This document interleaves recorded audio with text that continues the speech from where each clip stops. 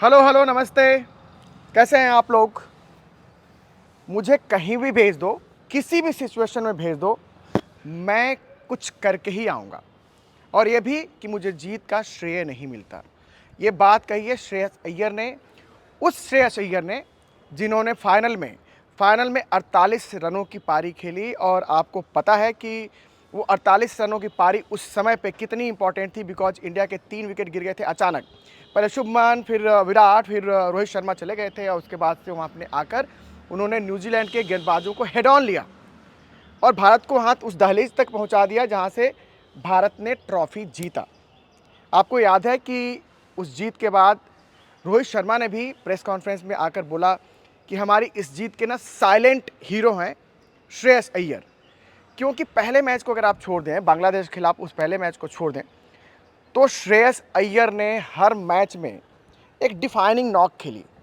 और इस टूर्नामेंट में चैंपियंस ट्रॉफी में अगर आपको याद होगा तो रचिन रविंद्र के बाद सबसे ज़्यादा रन किसी के हैं तो श्रेयस अय्यर के हैं। उनके 243 रन हैं श्रेयस अय्यर के, और रचिन रविंद्र उनसे 20 रन आगे हैं 263 रनों पे। लेकिन अब बात यह है कि श्रेयस अय्यर ने क्यों कहा कि मुझे श्रेय नहीं मिलता। यहाँ तो कप्तान ने श्रेय दिया, यहाँ तो इंडिया ने भी श्रेय दिया उनको, हमने श्रेय दिया, आप सबने श्रेय दिया। लेकिन उनका ये दर्द छलका है पिछले आईपीएल को लेकर। पिछले आईपीएल में उन्होंने अपनी टीम कोलकाता नाइट राइडर्स को जिताया था, ट्रॉफी जिताई थी। और पता है आपको ना इस साल कि वो नाइट राइडर्स के साथ नहीं है। वो कहते हैं कि मुझे वहाँ पर क्रेडिट मिलना चाहिए था और वो क्रेडिट मुझे नहीं मिला। बट सिर्फ बात वहीं की नहीं है, दिक्कत यह है कि श्रेयस अय्यर के साथ ना इंसाफ बहुत सारे लोगों ने नहीं किया है, इंक्लूडिंग बीसीसीआई। 2023 वर्ल्ड कप में भी उनका बल्ला चल रहा था। सेमीफाइनल में उन्होंने क्या नॉक खेली थी यार, क्या नॉक खेली थी न्यूजीलैंड को हराने में। सेमीफाइनल में वहाँ पे उनका बहुत अहम किरदार रहा था, अच्छा रोल रहा था। लेकिन उसके बाद जब सेंट्रल कॉन्ट्रैक्ट के दिन आते हैं तो श्रेयस अय्यर को उस कॉन्ट्रैक्ट में नहीं रखा जाता। आपको याद होगा कि आपको पता है कि सेंट्रल कॉन्ट्रैक्ट में खिलाड़ियों को सालाना एक मुश्त राशि मिलती है कि आपको इतने करोड़ का है, आपको उतने का, आप ए में हो, आप बी में हो, आप सी में हो, जिस भी कैटेगरी में हो। लेकिन वो किसी भी कैटेगरी में नहीं रखे गए थे। उन पे इल्ज़ाम ये कि मतलब किसी ने खुल के तो नहीं बोला कि वो चोट छुपाते हैं, कि वो चोट का थोड़ा झूठा बहाना बनाते हैं, और कि अनुशासन नहीं है, और अनुशासन नहीं है तो इंटरनेशनल क्रिकेट में आप शासन कैसे कर सकते हो, वो सारी चीज़ें। मगर जब टीओआई को, टाइम्स ऑफ इंडिया को श्रेयस अय्यर ने इंटरव्यू दिया है और वहाँ पे माना है कि पिछले 1 सालों ने उन्हें सिखाया बहुत कुछ है। उन्होंने अपने फिटनेस पे काम किया, उन्होंने अपने फॉर्म पे काम किया, आईपीएल जिताया कोलकाता को, उसके बाद डोमेस्टिक में आए, मुंबई के लिए एक से बढ़कर एक बेमिसाल पारियां खेली। और उसके बाद उन्होंने पीछे मुड़ के नहीं देखा, पीछे मुड़ के देखने की ज़रूरत नहीं थी। लेकिन ये भी एक संयोग और इत्तेफाकी है ना दोस्तों, कि जो बल्लेबाज 2019 वर्ल्ड कप के डिबैकल के बाद, जहाँ पे हम सेमीफाइनल हार गए थे, उसके बाद से वो आता है इंडिया के मिडिल ऑर्डर में, 4 नंबर को संभालता है, बहुत अच्छी पारियां खेलता है और हर कोई कहता है कि इंडिया को मिल गया नंबर 4 का बल्लेबाज। लेकिन उनके बाद से उनका टीम में कभी एंट्री, टीम से कभी बाहर, इधर उधर होता रहा। कभी चोटों ने परेशान किया, कभी फॉर्म की वजह से, और तमाम चीज़ें होती रहीं। लेकिन होता है कई बार ना, जब आपको आते ही शोहरत मिलती है तो आप थोड़ा इधर उधर हो जाते हैं। और शायद श्रेयस के साथ भी ये हुआ और ये लाजमी है। लेकिन श्रेयस अय्यर इस इंटरव्यू में बताते हैं कि मैंने पिछले 1 साल में बहुत कुछ सीखा है कि चूक कहाँ से मुझे हुई, मैंने गलती कहाँ कहाँ की और उसको कैसे दुरुस्त किया जाना चाहिए। अब बोलते हैं कि अब मैं मुतमईन हूँ, अब मुझे भरोसा है कि मुझे किसी भी सिचुएशन पे भेजोगे तो वहाँ पे मैं कुछ करके आऊँगा। इंडिया के ट्रॉफी जिताने में ना उनका बहुत बड़ा रोल है और आज तो इंडिया उनको एडमायर कर रही है। लेकिन होता ऐसा है कि कई खिलाड़ियों को आप ना कुछ दिनों तक तो याद कर लेते हैं, लेकिन उसके बाद फिर से आप भूल जाते हैं। और जब आप बड़े बड़े स्टार्स के साए में होते हैं तो ऐसा हो जाता है। अब देखिए ना इंग्लैंड वाली सीरीज़ में क्या हुआ।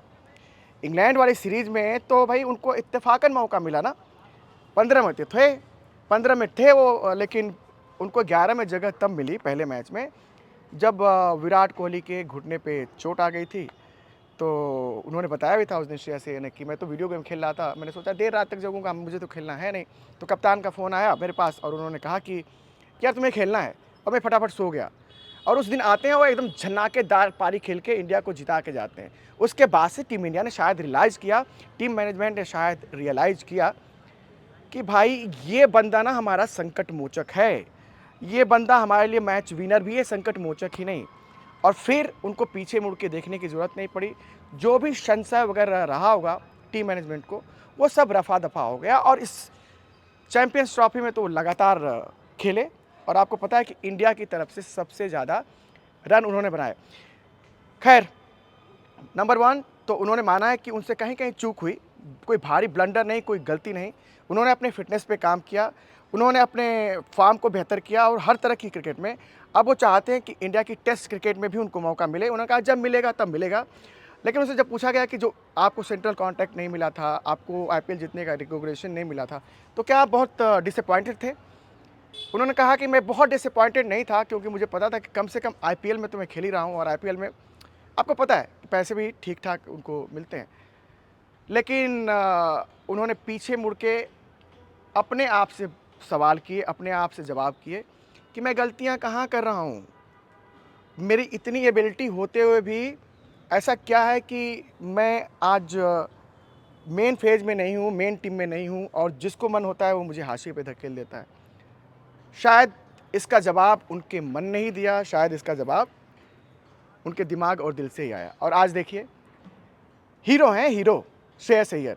और मैंने एक रिपोर्ट की थी जब मैंने चैनल शुरू किया था 1 महीना पहले मैंने एक रिपोर्ट की थी कि अब से ये हिमाकत मत करना कोई भी, चाहे वो कोच हों, चाहे कप्तान हों, चाहे सिलेक्टर्स हों, कि श्रेयस अय्यर जैसे खिलाड़ी को आप बेंच कर दो या फिर उनको 11 में ना रखो। और वो रिपोर्ट अभी भी चैनल पे पड़ी हुई है। मैं तो सच कहूँ तो उनका एक प्रशंसक हो गया हूँ, बहुत बड़ा प्रशंसक, कि यार वो बंदा आता है, साइलेंटली काम करके चला जाता है। रोहित शर्मा भी ने तो यही कहा ना कि वो मेरे साइलेंट हीरो थे इस चैंपियंस ट्रॉफी में। ग्रेट है यार ये बंदा।